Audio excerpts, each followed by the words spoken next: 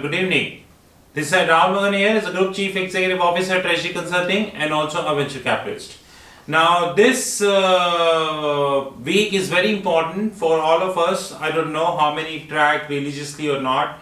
This week, the Wall Street is coming up with a result. All the big banks coming up with a result, although we need to wait. Like today, we had a result of BNP Paribas. They did very well in their fixed income domain. But I doubt, because on one side they are shedding their fixed income, they already closed their fixed income in Singapore and Hong Kong. How come they turn up pretty well in fixed income? I doubt. Well, JP Morgan Chase, Goldman Sachs, Citi, HSBC, everyone scheduled to announce their results in next few days. Yesterday we had Apple and Facebook, both did pretty well. Tesla also did very well. So more now maybe there is a company Spotify that also relatively did very well according to market. So today we're going to talk about the results of the Wall Street and link with our very Ponzi scheme which is known as the VC. Now we have seen that in the last 2 weeks this action has happened, while Grubhub, which is nothing but a dining company, valuation down by over 50%, valuation down by over 50%, while today we got to know that the PhonePe, a company owned by Flipkart, bought by Walmart, reported 1950 crores of loss, 1950. While their sales doubled and loss, you guess, they reported 1950 crores of loss, PhonePe. And we should not forget that Google Pay, PhonePe, followed by the sequences like that. Google Pay in terms of market share, Google Pay, PhonePe, Paytm and MobiKwik, you understand, and then Amazon Pay.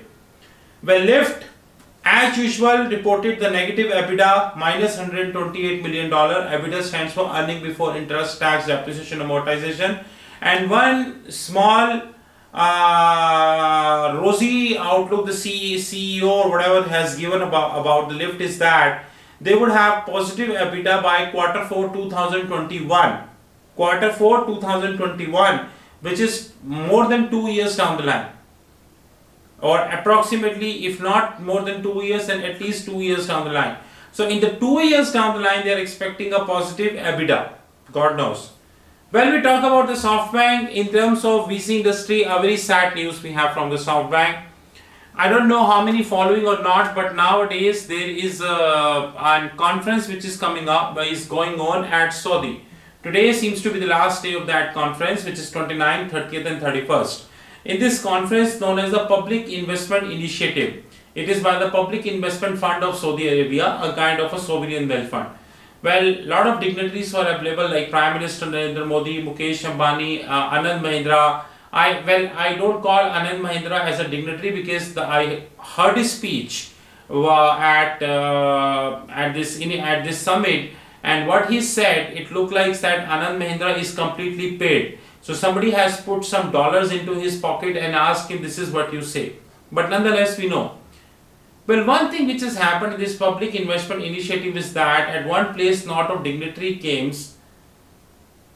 But today, when in a panel, SoftBank CEO, Mr. Moyo, when he was one of the panelists, along with his another panelist, when he entered into the room was almost empty. Well, one can ignore this, but I cannot ignore that, because the panelists were not the small people like me. Panelist was the CEO of a SoftBank. Now this raises two alarming questions about the SoftBank. Number one, is the credibility of the SoftBank is waning? Of course. Are people losing trust on SoftBank? Is SoftBank Vision Fund second, part 2, under stake? Because predominant investor, which is Public Investment Fund of Saudi Arabia, they have clearly declared that they are not going to be investing $45 billion in Vision Fund. And in one of the newspapers, it is reported that I think it's Qatar and the Saudi, the two leading lenders in that Vision Fund, they have clearly said that we're going to be investing if we see profitability at the end of the tunnel, which is not the scene. So if SoftBank CEO panel, almost entire room was vacant, this gave lot of disrespect to SoftBank, at the same time raises lot of question about the credibility of the SoftBank. and especially at a time when they are investing $9 billion. Today I do not have any information in the public domain from where this $9 billion is coming. Privately I know from where it is coming, but I cannot tell you on the YouTube, right? So from where this 9 billion is coming, nobody knows. More importantly, Saudi Public Investment Fund declined. They have committed $45 million. While Aramco this month is going for an IPO, which is I think 11 December, initial public offer with a valuation of $2 trillion. In the last two attendances of the same forum by the SoftBank CEO, he got a very excellent response. Today we got about Spotify. Spotify total revenue is 390.6, practically 391 million, a 45% increase. But here is the look. Operating loss, which is EBIT, earning before interest and tax, is minus 35.7 million. If you go 1 year down the line, it is 31.4 million, which means operating loss increase. While net loss was 72.8 million, roughly 73 million, which was 23.2, roughly 23 million. So in either of the cases, EBIT, earning before interest and tax, and net loss increase for Shopify, our mistake. To cut this discussion, in a VC setup, Grubhub is losing, PhonePe losing, Amazon Pay in India is losing, not to mention about the Paytm. Lyft reported negative EBITDA. They are giving you rosy picture. 2 years down the line, they would be positive. God knows, I don't know. SoftBank CEO, when he came to the Public Investment Initiative conference, his session was completely unattended, which give very negative publicity to the SoftBank that either people have lost the trust, maybe there could be n different reasons. More importantly, two important lenders like Aramco and Qatar, they have stopped lending and they are giving different statement, which sometimes is confusing. So we really need to see.